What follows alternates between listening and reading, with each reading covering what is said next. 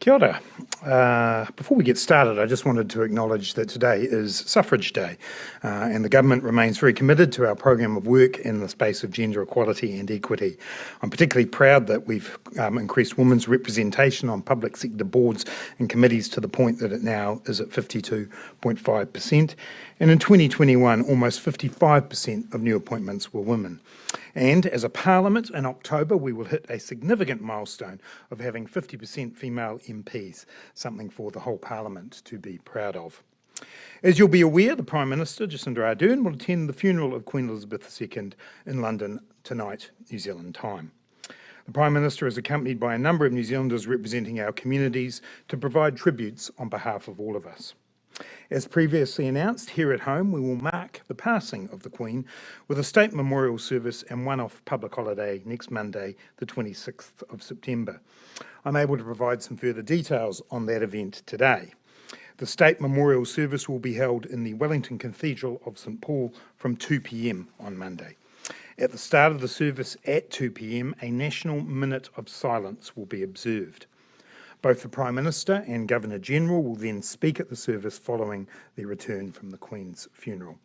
The full service will be broadcast and live streamed, so all New Zealanders have the opportunity to observe, and further details on where you can watch this will be circulated shortly. Here on Parliament grounds, 2 large screens will be set up to broadcast the service to those who wish to gather here. I also understand that locally organised services will be held around the country, and in particular in Auckland and Christchurch on Monday evening. I know that many people will take up the opportunities around the country to pay their respects, and it's important for us to provide this ability for the country to come together for one day to mark 70 years of extraordinary public service. Before I move to questions, I want to briefly outline the week ahead. On Tuesday evening, the House will enter urgency to pass under all stages the Holidays Amendment Bill to enact next Monday's public holiday. We'll also pass the final stage of the budget legislation, which we delayed from last week. And on Thursday, the Maniapoto Claims Settlement Bill will have its final reading as well. The Prime Minister will be travelling from London to New York after the funeral to attend the United Nations General Assembly.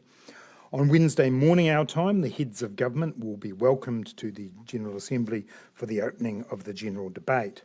On that day also, the Prime Minister will host the Christchurch Call Summit alongside French President Emmanuel Macron to progress the goals of the call, which, as you know, are to seek to eliminate terrorism and violent extremism content online. In New York, the Prime Minister will also deliver a keynote speech at the Earthshot Prize, and she makes her key General Assembly address early Saturday morning, New Zealand time. In addition to these other engagements, she will have a number of bilaterals with counterparts, as well as engagements with Pacific Island leaders through the week. I should note on Friday that Ministers Mahuta and O'Connor will make a climate finance announcement in regards to climate-smart agriculture around the world.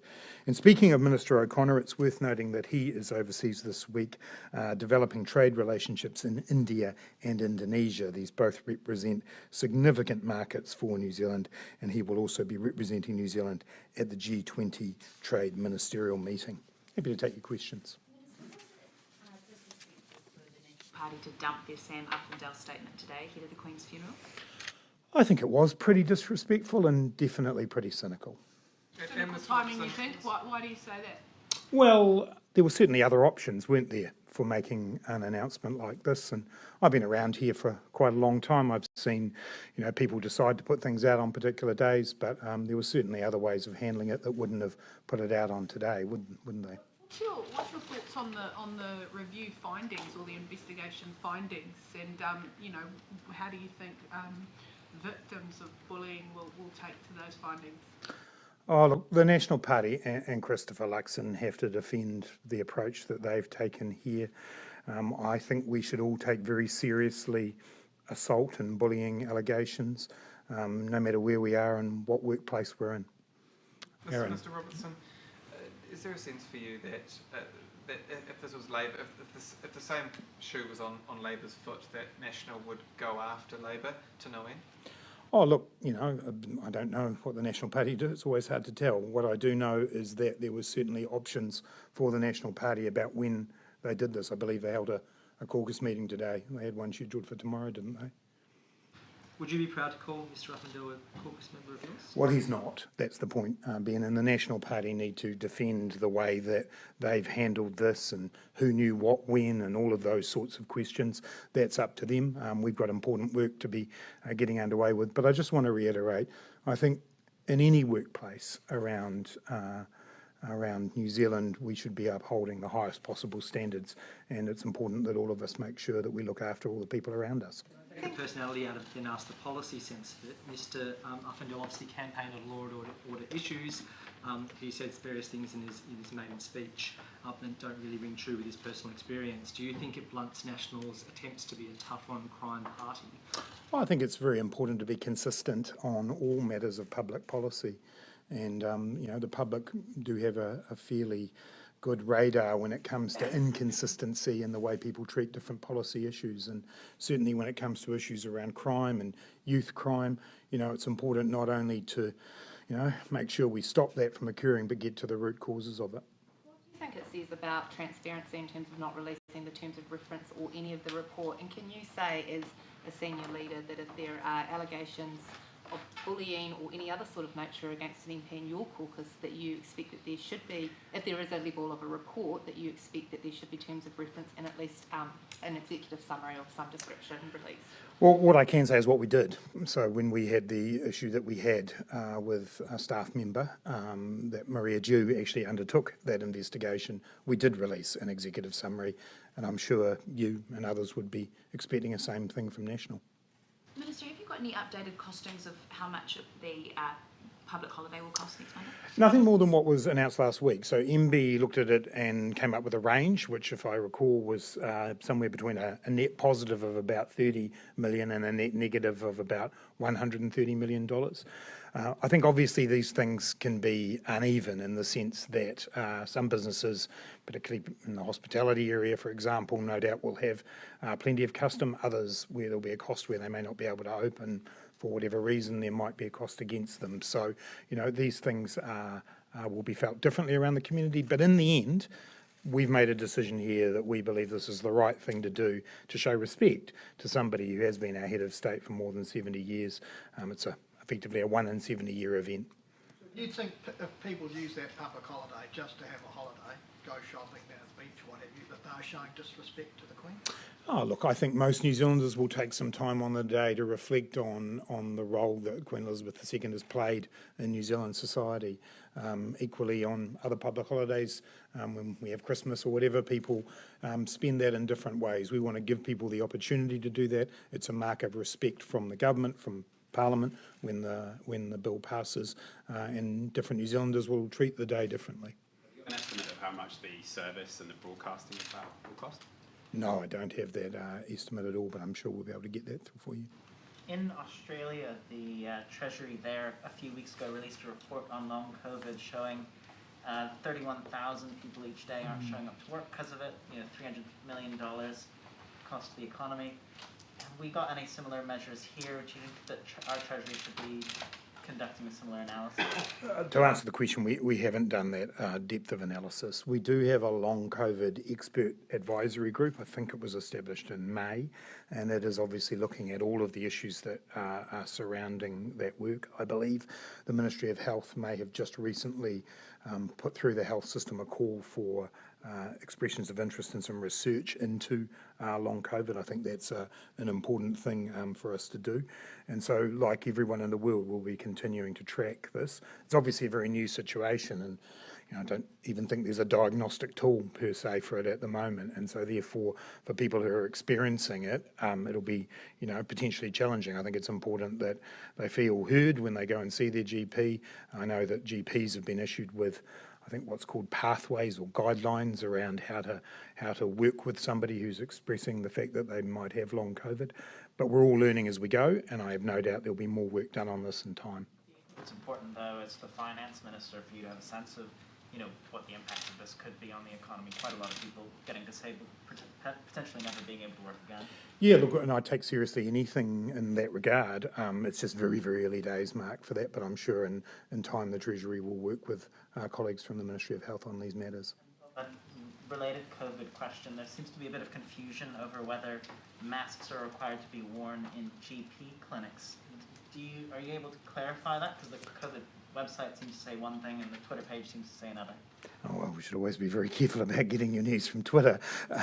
What I'd say is I don't think anything's changed. The situation in GP clinics has been managed over the last couple of years, and no rules particularly have changed on that.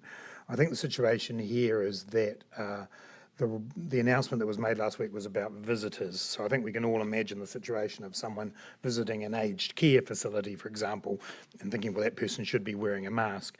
When it comes to patients, and as I say, this is not a new thing, there isn't always the ability for a patient to wear a mask, sometimes for the reason of why they're in the clinic. Also, there is concern about whether that might act as a barrier to people seeking health care. But most GP clinics have been running a very similar system over the last couple of years where, for the most part, they do require people to wear masks when they go to the clinic. That hasn't changed. It's in their hands. It's a government rule to require people. No, because it's a rule about visitors to healthcare settings. On income insurance, when can we expect a draft bill that creates a scheme to be introduced? We're working towards, we obviously want to pass the legislation by election time next year. Don't have a date for that yet, but if you work your way backwards from a likely time towards the end of next year, we'll be needing to get legislation introduced hopefully before the end of this year. And are you committed to having both redundancy and illness covered by that scheme? It's certainly the government's plan. It always has been. Our belief is that in addition to redundancy, health conditions and disability should be dealt with. We think this is a good opportunity, as I've said a few times, to make sure that we fill some gaps in our social security system, and that's certainly the plan that we've gone forward with. And businesses who might not be happy with that, are you willing to give them any sort of relief in any way? Might be happy with health conditions. Paying levies. Or paying levies at all. And for it to cover illness, not just redundancy. Well, obviously it's a levy-based scheme that we've proposed, and so therefore, in order for it to work, there will be employer levies. So I obviously can't promise that. We're still working through the final design of the scheme, making sure that we take on board all of the feedback that we've got. Obviously, when it comes, to the detail of how the legislation will be expressed, the language in there, that's, we've got to get that right. So we're working our way through those issues, but, our intention is to introduce a levy-based scheme. Do you expect the details of that scheme to be announced or included in the budget, given that it may involve some fiscal costs? Certainly already put some money in the previous budget to help establish and set up the scheme. We're not intending, as we've said before, for it to be operational before 2024. We'll take a look at that during the budget process as to what's needed, but it's not going to be operational until at least 2024. But you would have to include it in the forecast for the out years? Potentially, yep. The Child Poverty Action Group's worried that the creation of the scheme will stymie reviews of our welfare system more broadly, and they're really worried about creating a two-tier welfare system. Can you give New Zealand your assurance that you'll keep focusing on improving the welfare system as well as establishing this? Absolutely, and that's what we've done. So while I know we haven't implemented all of the recommendations of the Welfare Expert Advisory Group, we've taken moves over the last few years to significantly increase the support that we provide to our lowest income New Zealanders. We've lifted main benefit rates in 2020, 2021 and 2022. We continue to look to how we can improve issues like child support pass on, other issues that were raised by the Welfare Expert Advisory Group. To me, this is about creating a full social security system, and there's been a gap in our system when it comes to income insurance. Most countries in the OECD have this. We are bringing it in, but we're bringing it in over time, and we will continue to work on other issues within the welfare system, absolutely. Do you think this could be a useful vehicle in which to effectively help middle income New Zealanders without giving them cash that might increase inflation right now? Well, obviously, it was never intended to be brought in right now, but so it's not about dealing with the particular circumstance of inflation we have today. Our motivation for doing this is that both after the Christchurch earthquakes and then again in the period of COVID, we've created ad hoc schemes to deal with people having sudden job loss. We felt that this was a gap. The Council of Trade Unions and Business New Zealand jointly came to us and said, we think this scheme would be a good scheme, not just for supporting people through those changes in their lives, but also to help provide a workforce that was ready and able to shift and change into different areas. And so for all of those reasons we've done this. It's not ever particularly been motivated by questions around inflation or how people would spend money. But it could be quite a useful vehicle to deliver some middle class welfare that wasn't inflationary in an election year. Well, as I say, I think you'll recall I announced the intention to do it at Budget 2021. We're working our way through it. I do think it's something that will be very beneficial for lower middle income earners in New Zealand. To that, yes, I think it's something that people know and appreciate. Declaration. What discussions has Cabinet had about the worth of that continuing to need to be filled out by citizens and residents in New Zealand? Yeah, so the discussions that Cabinet has had is that this is long-term how we want to deal with people arriving in New Zealand, and eventually things like the arrival card will no longer be necessary. And the decision that Cabinet had to make was, given the changes in our COVID stance, did we stop the Traveller Declaration and then restart it again at a point in the future when we were starting to get rid of arrival cards? We didn't think that was a sensible thing to do, and so we're continuing it while we work towards getting away from that paper-based system and more into an electronic one. The idea is you get rid of the customs card and you add the whole have you got vegetables? Everything ends up in a digital format. And presumably make it a better system because it's a fairly rubbish one at the moment. I'm sure all systems can be improved, and send us an email, Joe, with your thoughts. Corrections Minister ever brought to Cabinet any concerns around the fact that face-to-face visits for prisoners haven't been happening for quite some time now? I'd have to go back and check, Mikey, about that. In terms of where we're at on those visiting situations, clearly we've got staffing issues. That's common in many sectors of society and the economy at the moment. Now we're in a position with the borders open, with things opening up a bit more, that there is, far more ability to be able to recruit. I know corrections are getting a much higher level of response than they've had to their job advertisements. We've then got to get the people in and train them. So recognise that this has been a very, very difficult time, but I think we are starting to make progress.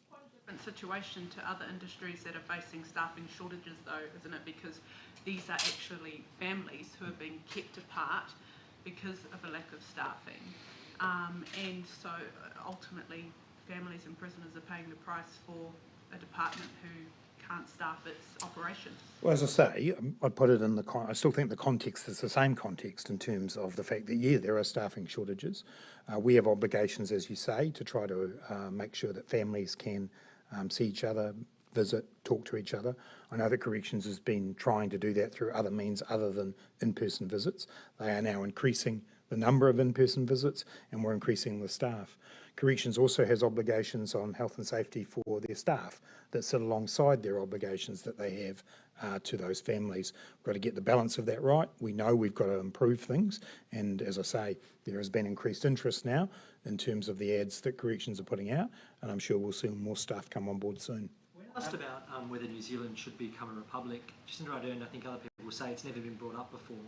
It's certainly been brought up now by the members of the public, by members of the public. But when do you think the time is right to have a proper debate about that? Well, as the Prime Minister has said, in her lifetime, she expects that there will not only be a debate, but the change that will emerge over time. I think the point she's also made is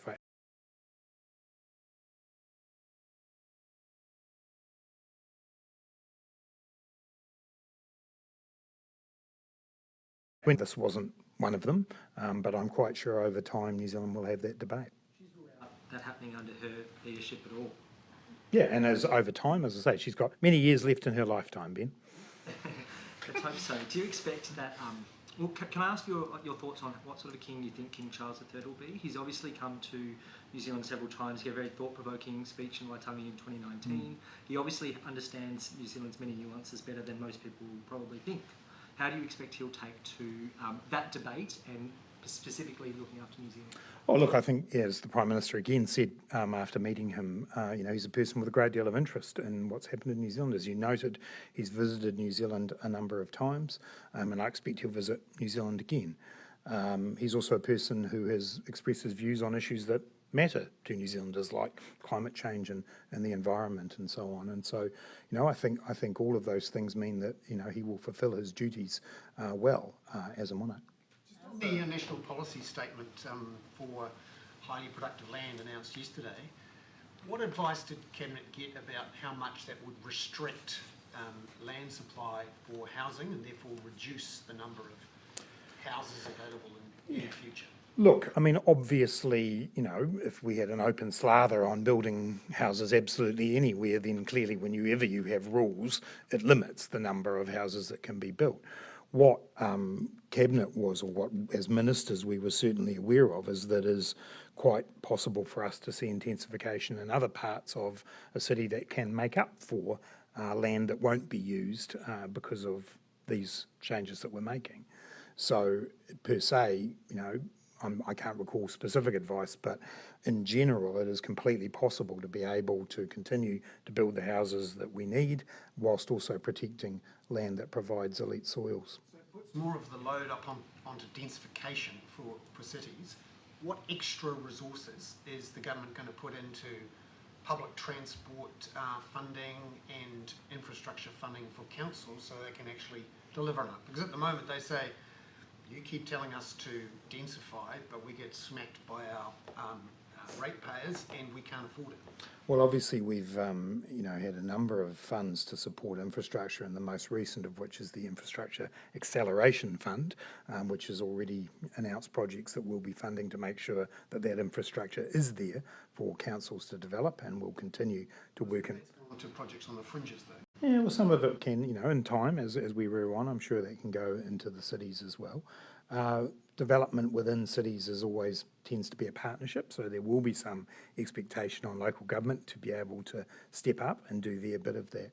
But ultimately, this particular policy is about striking an important balance, I think, and that is the fact that there are areas around the fringes of some of our cities and towns where we do have land that we should be using to be able to feed ourselves and to be able to feed the world, and we can do that as well as build houses in other parts of the community. And I should also add that there is a regime that is possible to work through for an exception to be able to use that land. Just on densification, the Christchurch Council last week rejected the law on densification, and the Auckland Council has stripped out most of Auckland from the Auckland Plan's map to allow densification. Is the government considering taking legal action or appointing commissioners against either council? I don't have any update on that today, Bernard. It's something that I expect we'll be discussing internally and indeed with Christchurch in the future, but I don't have any information about that today. As the MP for Wellington Central, you'll have seen signs around town that have for council candidates that have the same branding as Paul Eagle's signs. Is he running candidates against Labour endorsed councillors? Oh, you'd have to ask him that question. He's as you know, an independent candidate endorsed by. He's an independent candidate endorsed by Labour. I have no idea about what he may or may not be doing. If I recall some of the signs, they're yellow and black. That's probably not a big surprise that people in Wellington are using yellow and black signs. And while I'm at it, what a great Ranfurly Shield win on the weekend for Wellington too. And We'll come here and then back to you then. Oh, yep, follow up. Would you welcome him back to caucus if he loses the mayoralty, despite obviously wanting the mayoralty more than he wants to be MP? Oh, he wants to be the Mayor of Wellington because it's a city that he loves and a city that he wants to contribute to. But if, we'll see what happens on the 8th of October. But, he is an MP and he was elected to that position. So would he be welcome back? Of course he would be. Happy. Of course. But, I also think he'll make a good mayor as well. An OIA came out on the weekend from police showing an explosion of crime along Fenton Street in Rotorua between 2018 and now. Is the government doing everything it can to protect the reputation of Rotorua as a tourist town in light of emergency accommodation and motels? Well, we certainly are working very closely with the Rotorua District Council and with others in the area to make sure that we support all of the people in the district. And obviously there's been some stories in recent times about concerns that have been raised. We take those very, very seriously. More broadly, it's a community where we have invested money and resources in, both through the Provincial Growth Fund, our housing work. We've just approved, as mentioned before, the Infrastructure Acceleration Fund, which is going to support the building of 3,000 houses in the area. So I think we are working closely with the community. It's clearly been a very challenging and difficult period, and no doubt, those who live in the area, have had concerns. We've tried to deal with those as they've been raised. What I was asking though is whether or not what the government's doing to protect the reputation of Rotorua as a tourist town. It's a major economic part of the town. Look, I think, again, through the tourism funding that we've given over the course of the last couple of years, businesses in Rotorua have received, significant amounts of money and support from us. Promotional campaigns is included in that. Rotorua is still a busy tourism town. I know that from talking to people who are there, but there are other issues that need to be dealt with, and we'll deal with those. Income insurance, again. How similar or different do you think the final scheme will be to what's been proposed? Well, we haven't put the final scheme to Cabinet yet, so it's hard for me to give a definitive answer on that question. The point that I've made several times is we believe that there is a gap in our social security system. We think it's important to fill that gap. We have put out a scheme which we think does that, but we're listening to people and we're looking at the fine details, so that will be the decision we'll make.